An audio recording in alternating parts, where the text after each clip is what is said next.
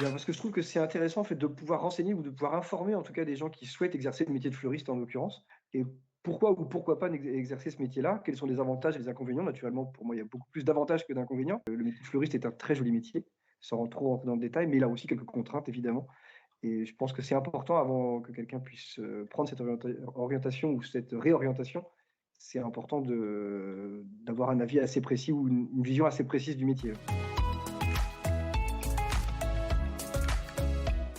De mémoire, c'est 4 ou 5 ou 6, mais on va dire 5. Pour ma part, j'ai eu que des échanges téléphoniques. On n'a pas eu de rencontres en particulier parce que les gens étaient parfois assez loin, mais des échanges téléphoniques ou par mail dans un premier temps et avec des questions vraiment pertinentes.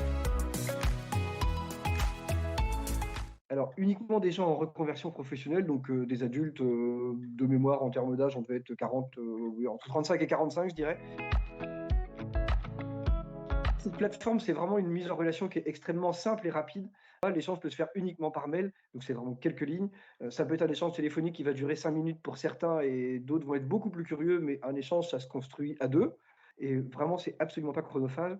Et je trouve que pour nos professions artisanales, c'est vraiment intéressant parce qu'il y a un vrai retour d'expérience et ça permet de pouvoir partager en fait sur sa profession de façon simple, de façon concrète. Il s'agit vraiment d'être complètement sincère et de dire factuellement, notre métier, c'est celui-ci.